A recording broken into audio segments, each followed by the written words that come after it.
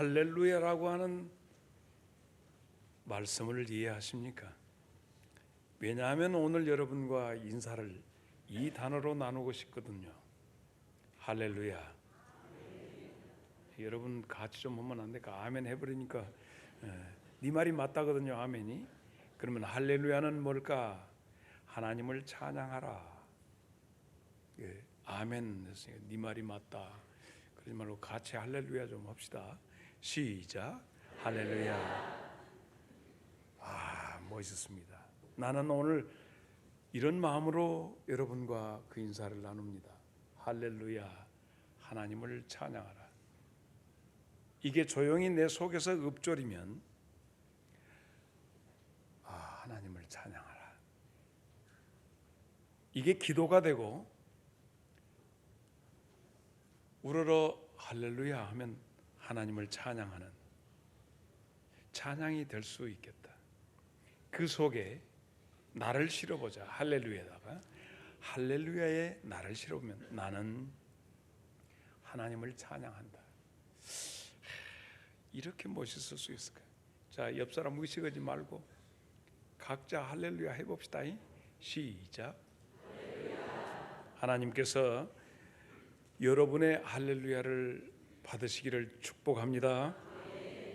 우리의 의식 세계 혹은 무의식 세계, 의식과 무의식 세계를 심리학적으로 얘기할 때는 빙산으로 비유를 합니다. 빙산은 그 크기에 10분의 9가 물속에 잠겨 있고 10분의 1만 드러나 있는데 그것을 의식 세계라고 하고 10분의 9를 무의식 세계라고 그런다고 합니다. 계측을 안 해봐서 모릅니다만은 그렇게 배웠습니다. 그래서 우리의 의식 세계와 무의식 세계 속에서 할렐루야가 이렇게 나면 얼마나 좋을까. 잠들어 있는 동안에도 깨어 있을 때도 그리고 나의 어떤 행동을 결정하는 그 많은 동인이 그 무의식의 창고 속에서 나온다면 그곳에 가득 할렐루야를 채우고 싶다는 것입니다. 앞만 봐도 여러분은 멋집니다. 서로를 향하여 눈빛을 마주치면서 할렐루야. 우리는 보다 더 안전한 인생을 꿈꿉니다. 그래서 어떤 마을 어귀를 지나든지 어떤 큰 산을 넘어가든지 우리는 옛날부터 당산나무하고 선앙당을 마을 어귀에 두었습니다. 그래서 돌멩이를 올려놓고 가면서 빌기도 하고 하는 이런 것은 내 인생의 평안, 안정을 그리고 안전한 걸음을 위해서 그렇습니다. 프로야구가 개막이 되면서도 궁뎅이를 높이 쳐든 총재가 납작 엎드리기도 하고 축구 개막식에도 그런 것들이 있고 거기 간부들이 나와서 그렇게 합니다. 어떤 큰 공사를 할 때도 공사를 수주 맡은 사람과 하청을 준 거기가 함께 넙덕 엎드려서 돼지 머리에다가 큰 절을 하죠. 그러면 돼지는 돈을 물고 놀고 있다 이렇게 합니다. 새 차를 구입해도 차 불을 켜놓고 현대 기아 혹은 외제차를 샀다 할지라도 그 불 켜놓고 밤중에 무슨 차가 저가 서 있는 거 하면 거기에 엎져갖고 신문지 깔아놓고 무엇을 거시기 하는 것을 보게 됩니다. 제발 이 차를 안전하게 운전하게 해주십사. 다 이게 뭐냐? 안전한 인생을 추구하는 우리들의 모습입니다. 여러분은 어떻게 하셨습니까? 목사님 모시고 조금 이렇게 새 차 구입했으니까 목사님 좀 앉아서 기도해 주세요. 이것도 역시 안전 운행을 위한 여러분의 바람이 거기에 있습니다. 우리들의 인생살이를 생각해 봅니다. 우리의 인생, 평안,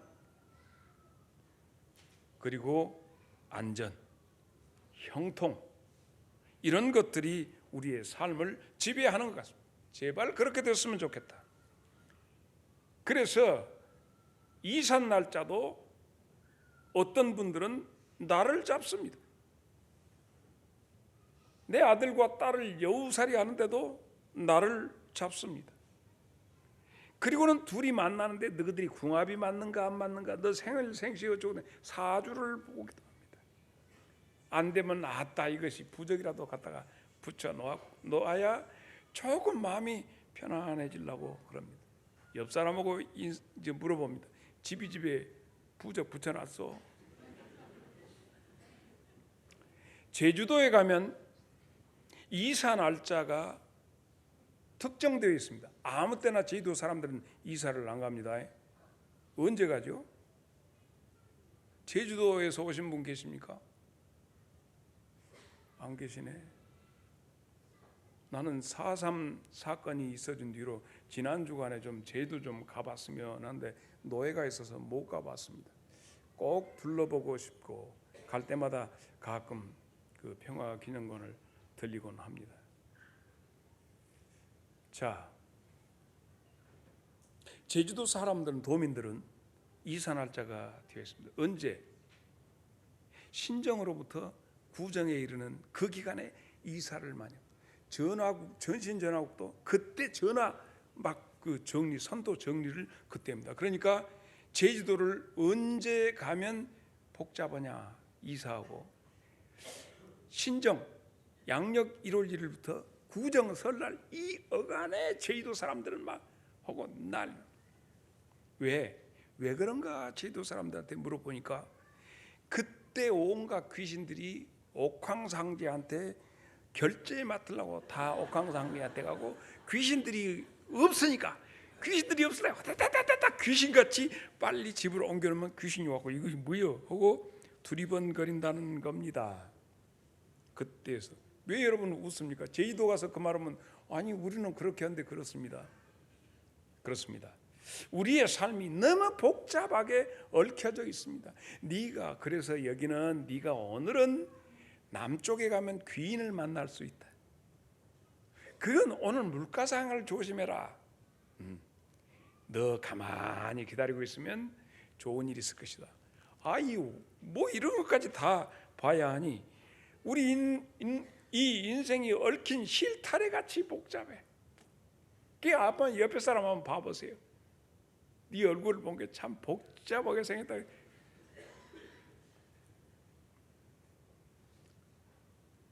이쯤에서 우리는 인생을 정리 한번 해야 하지 않겠습니까? 벼랑박에다 못 박는데도 날 잡아서 못 박는데,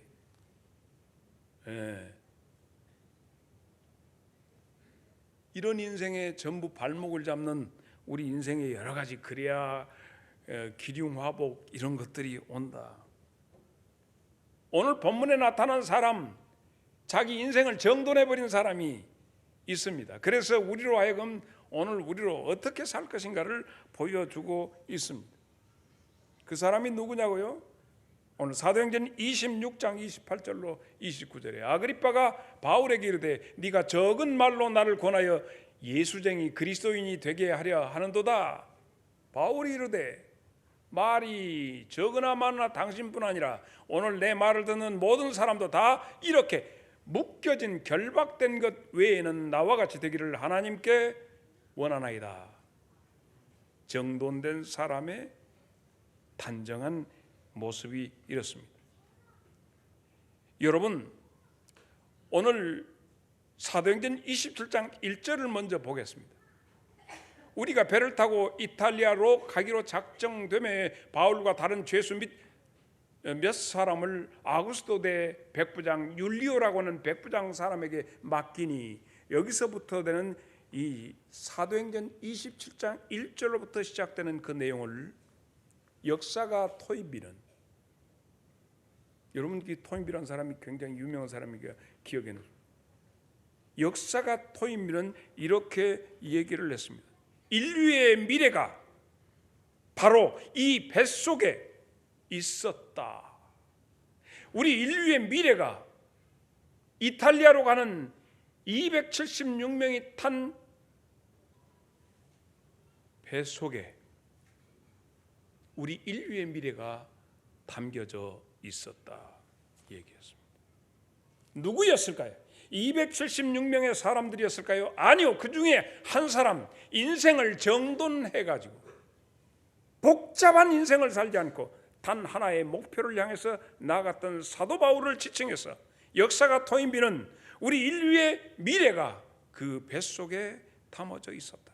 나는 나와 여러분의 그리고 우리의 나라의 미래가 바로 장성제일교회 안에 있기를 축복합니다. 오직 한 사람, 인생을 정리와 정돈해버린 사람. 원래 이 사람은 정리정돈했던 사람이 아닙니다. 복잡했던 사람입니다. 그러나 그가 다마스커스에서 예수님을 만나서 인생이 정리된 다음에 그는 얽혔던 모든 것을 다 배설물로 알고 오직 하나 예수 그리스도를 알고자 하는 그 열정으로 인생을 살았던 그를 후세가 역사가 토임비는 인류의 미래가 그에게 있다 얘기했습니다. 그래서 우리는 오늘 두 번째로 우리가 신뢰하는 것들을 살펴보고자 합니다. 276명이 타고 있는 이 배 안에 세 종류의 인간들이 있었습니다. 첫째는 선장이었습니다.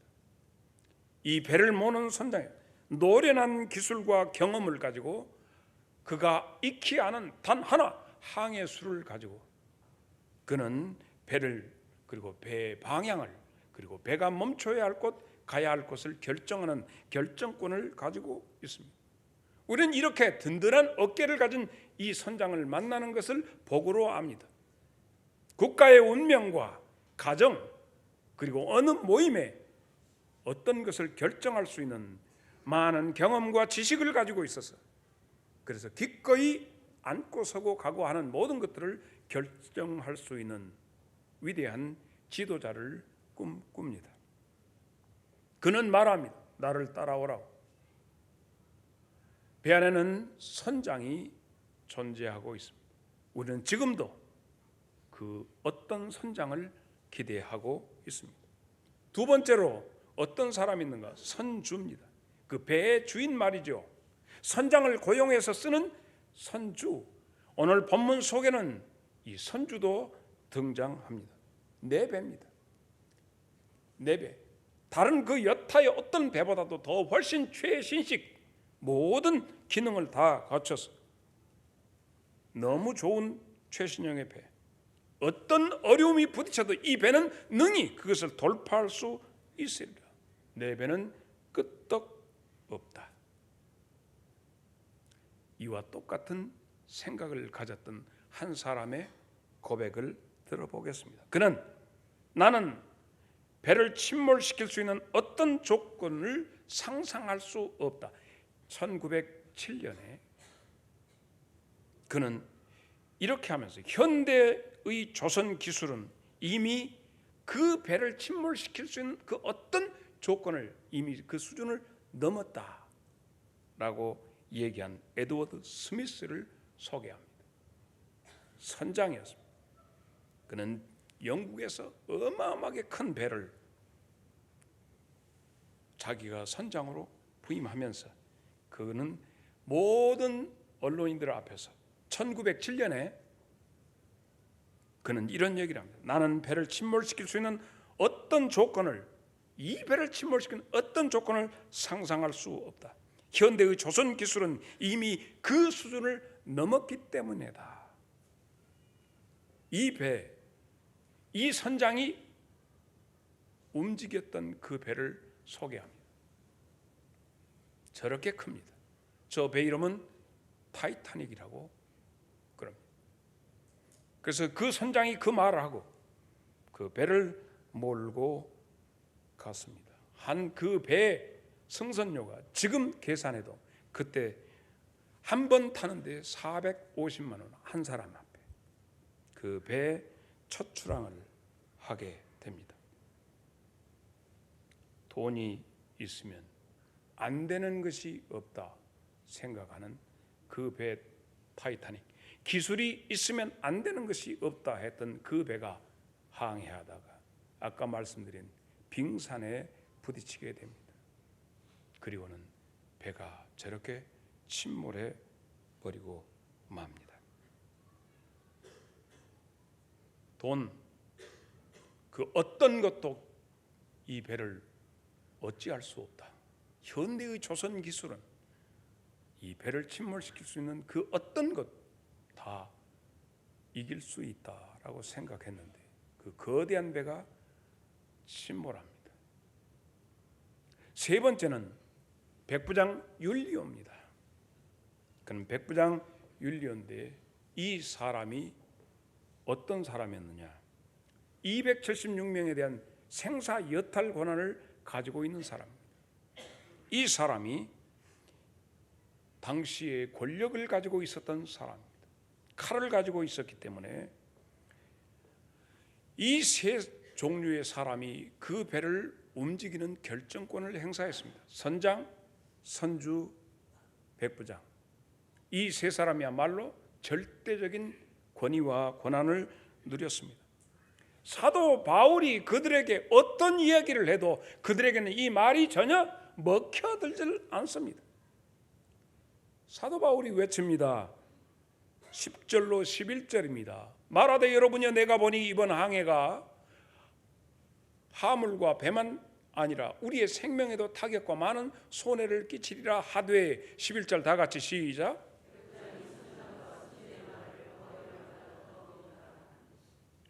이렇게 돼서 이 배는 떠나게 되고 난파하게 되고 살려면 전부 배를 버리고 무트로 헤엄쳐 나올 수밖에 없는 배의 운명이 이렇게 갑니다. 나는 여러분에게 우리 인생의 안전한 항해를 위한 몇 가지 제언을 여러분에게 하겠습니다.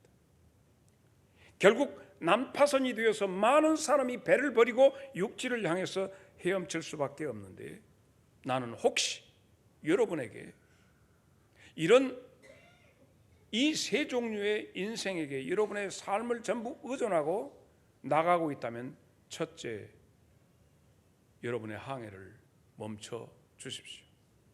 아닙니다. 사도 바울이 얘기했던 것처럼 여러분에게 말씀을 합니다. 항해를 중단하십시오. 왜? 하나님이 없는 항해를 중단하라 하는 얘기. 여러분이 가지고 있는 그 어떤 나침판, 아니 여러분이 지금 의존하고 있는 그 어떤 내비게이션, 그것이 진짜 여러분을 지킬 수 있겠는가? 여러분의 재능, 여러분의 재력, 여러분의 권력, 그것이 여러분을 안전한 항해를 보장하고 있는가?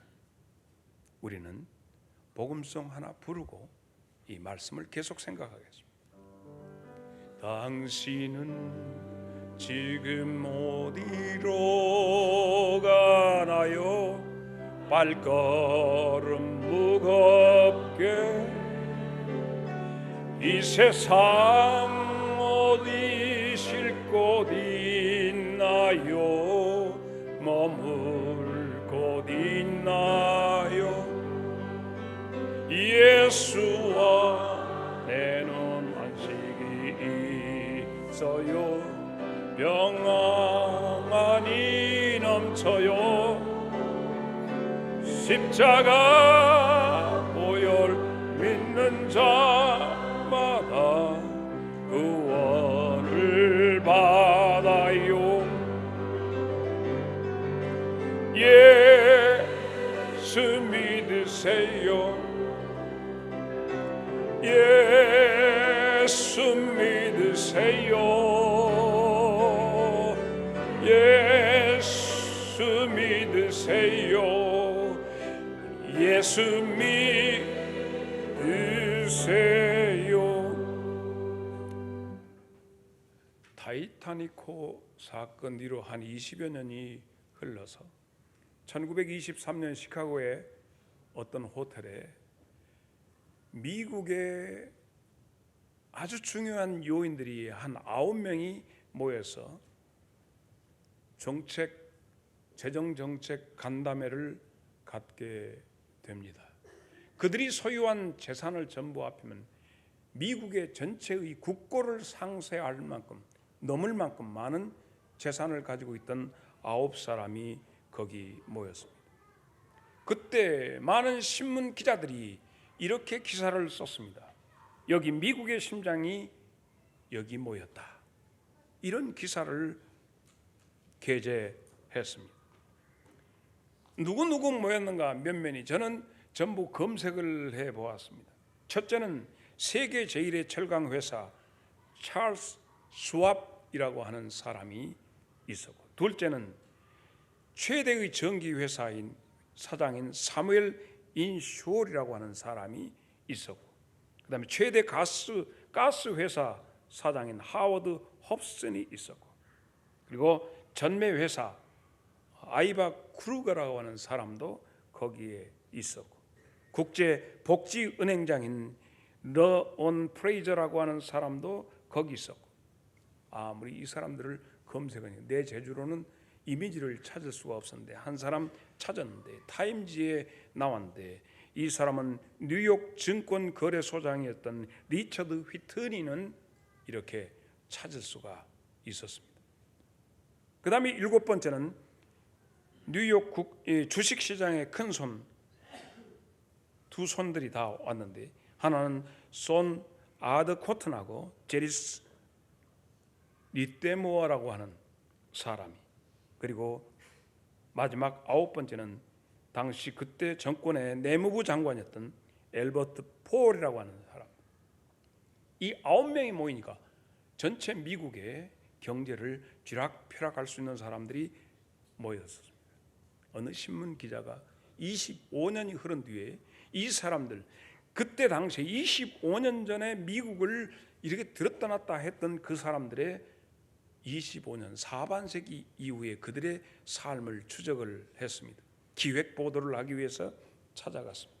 25년 뒤에 철강회사 사장했던 찰스 스왑을 보니까 5년간 돈 한 푼 없어서 남은 빚을 얻어가지고 살다가 죽었습니다. 이미 찾아보니까 5년 전에 이미 죽어 있더라는 거예요. 그래 20년 정도 하다가 죽었죠. 그 다음에 전기회사 사장했던 사무엘 인쇼를 찾아보니까 뭔가 도피 생활을 계속하다가 무슨 이유인지 돈 한 푼 없이 객사를 하고 말았다는 얘기입니다. 가스회사 사장 하워드 홉슨은 정신병동에 입원해 있었고, 전매회사 아이바 크루거는 파산해가지고 빈털터리로 사망했고, 복지은행장 러온 프레이저는 자살을 했고, 증권회장 리처드 휘트니, 아까 보였던 사람은 출감을 해가지고 엊그제 출감해갖고 감옥에서 나와 있었고, 그리고 뉴욕 주식회사 큰 손들 두 사람, 한 사람은 파산해서 사망했고 한 사람은 자살을 했고, 내무부 장관 엘버트 폴은 아까 그 누구와 같이 출감을 해서 이제 집에 막 들어와 있더라는 얘기입니다. 그래서 그 기자는 25년 뒤에 미국을 전부 쥐락펴락했던 실권을 가졌던 경제의 강요를 비롯해서 모두 다 이렇게 그는 기술을 했습니다. 영원한 부자. 다 같이 한번 읽어봅시다. 시작.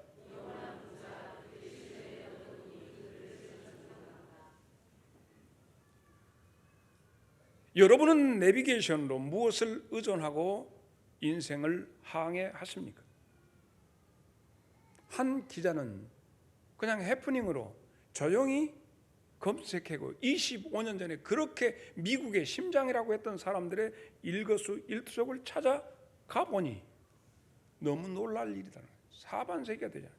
채 20년 지나기 전에 그들은 흔적도 없이 기록도 없이 그렇게 없어졌더라는 거예요. 그들이 그렇게 주장하고 뻣뻣하게 자랑했던 그것이 결국 그들을 지켜주지 못하더라 하는 얘기. 그래서 두 번째 여러분에게 제안하는 것은 결코 혼자 인생 항해를 하지 말라 하는 얘기입니다. 여러분에게 드리고 싶은 말씀은 하나님의 소속이 되시기를 바랍니다. 하나님께 속한 자가 되어 가라는 얘기입니다. 그러므로 여러분이 분명히 나의 소속이 어디인가를 얘기를 할 수 있어야 합니다.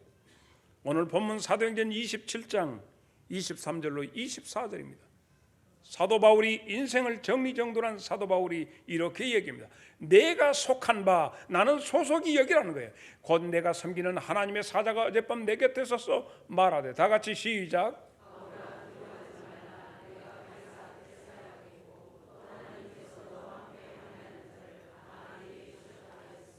한때 바울은 혼자 항해했던 사람이에요. 그는 훌륭한 가문을 자랑했습니다.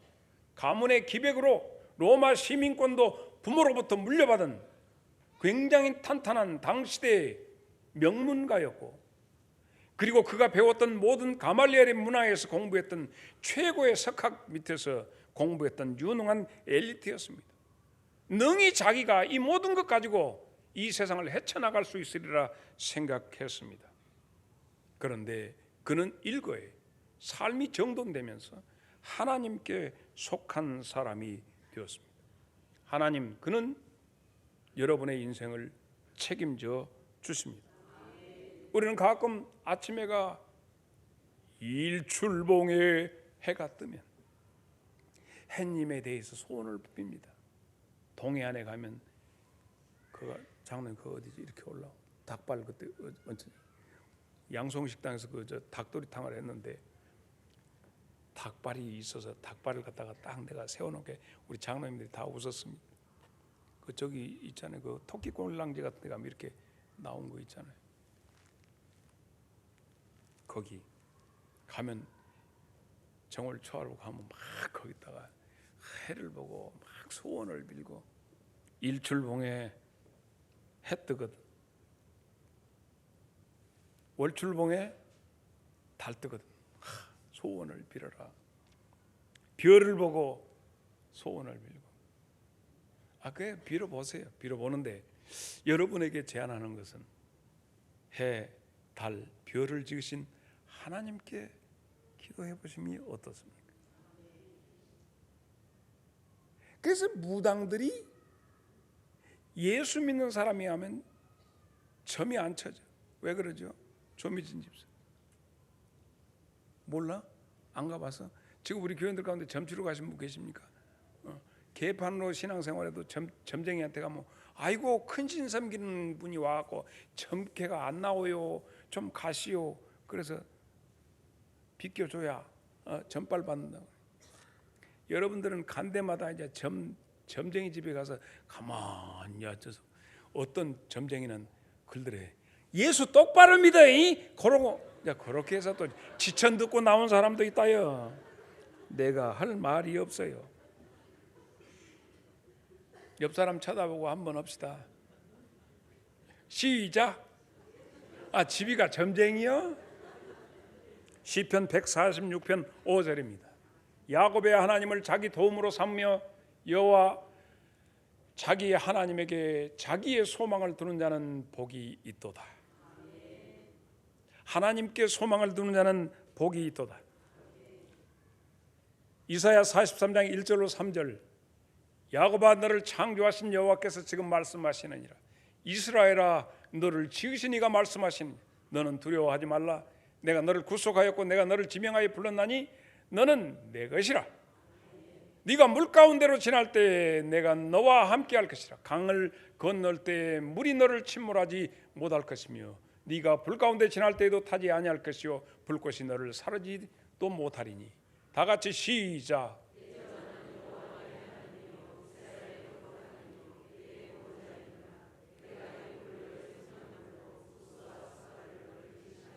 어떻게 하면 하나님의 소속이 될 수 있을까? 하나님께 소속을 받기 위해서는 어떻게 할까?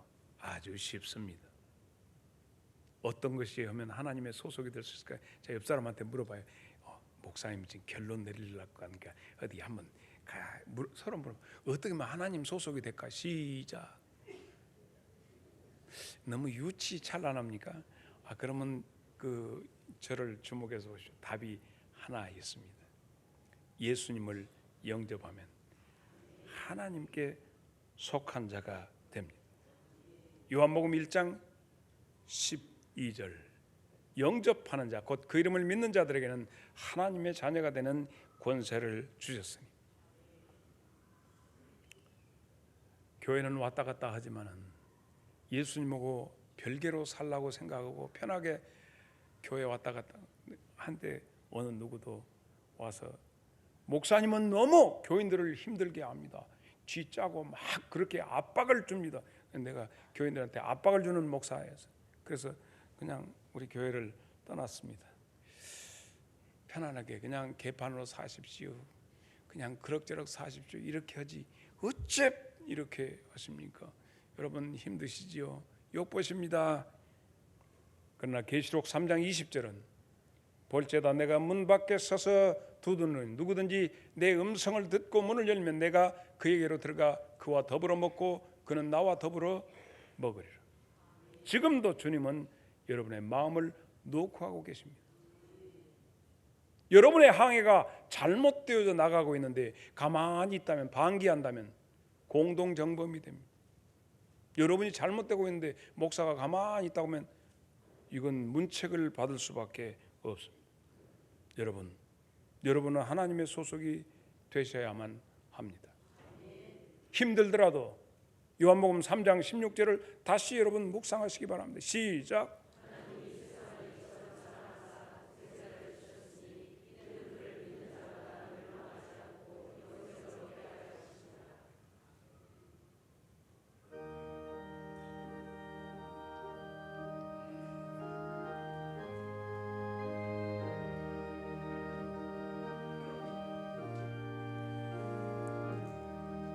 큰 물결이 설레는 어두운 바다 저 등대의 불빛도 희미한데 이 풍랑의 배저 항해하는 이 작은 배 사공은 주님이라. 나 두려움 없네 두려움 없도다 주 예수님 늘게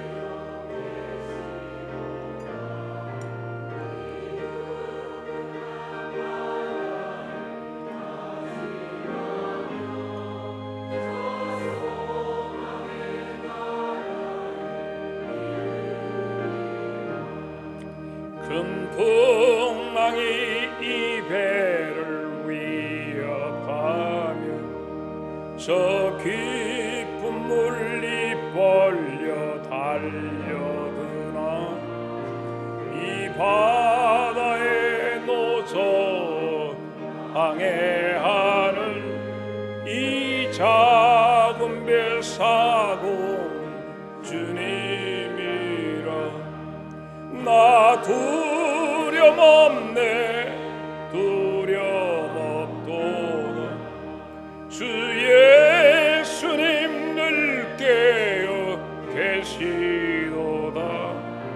이 흉흉한 바다를 다 지나면 저 소망의 나라에 이르리라. 큰 소리로 명하시면 이 바다는 고요히 잠자리라. 저 동력 밝아올 때 나 주와 함께 이 바다 건너가리. 나 두려움 없네 두려움 없도다 주 예수님을 깨어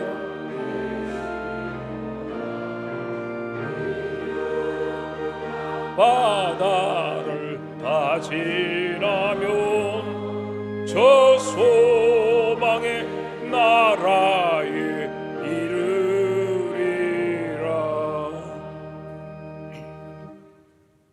만유의 주신 되신 하나님 아버지, 부활의 첫 열매가 되신 주님께 영광과 찬송을 드립니다. 오늘 우리가 드리는 예배를 기뻐 받아주시고 축복하여 주시옵소서. 우리의 어리석음과 탐욕, 이기심을 바라지 아니하시고 지금까지 기다려주시고 용서하신 하나님 감사합니다. 주님께서는 내가 섬김을 받으러 온 것이 아니라 도리어 섬기러 왔노라고 말씀하셨습니다. 부족한 우리도 주님처럼 한 생명 섬겨서 살려서 하나 되는 구원의 사명을 잘 감당하게 도와주시옵소서. 우리의 모든 것을 알고 계시며 안고 서는 것까지도 아시는 주님, 우리를 영원한 생명길로 인도하시오며 각인의 심령 성전을 짓게 하시고 날마다 주님과 소통하며 살아가게 도와주시옵소서. 오늘 목사님께서 대언하신 귀한 생명의 말씀, 예수님을 영접하여 하나님의 속한 자가 되라는 말씀으로 은혜 받게 하시니 감사를 드립니다. 이 한 주간도 말씀 붙잡고 힘을 얻어 하나님의 자녀로 살기를 원합니다. 하나님 아버지, 우리가 생업을 가지고 있는 곳마다 축복하여 주셔서 더 풍성한 것을 얻게 하시고 더욱 넘치는 기쁨으로 하나님 앞에 즐겨 드릴 수 있도록 은혜 주시오며 드려지는 예물이 사용된 곳마다 하나님의 크신 영광이 나타나게 도와주시옵소서. 귀한 사명을 감당하시는 목사님, 권능과 지혜를 주시고 영육이 피곤치 않게 하시며 성령의 두루마리를 입혀 주시옵소서. 우리의 구원자시며 피난자 되시는 예수 그리스도 이름으로 기도합니다. 아멘. 우리 주님 예수 그리스도, 우리 인생의 선주 선장 되시는 능력의 우리 주 예수 그리스도의 은혜와 하나님 우리 아버지의 만극하신 사랑하심과 성령님의 감화, 감동 그리고 교통하심이 말씀을 통해서 항해하는 인생으로서 주님이 우리에게 주신 삶 그리고 정돈된 삶으로 오직 한 곳 주의 나라를 사모하고 나아가기를 원하는 귀한 성도들의 심령, 저들의 가정, 생업 위에 이제부터 영원토록 함께 계시기를 간절히 축원하옵나이다. 아멘.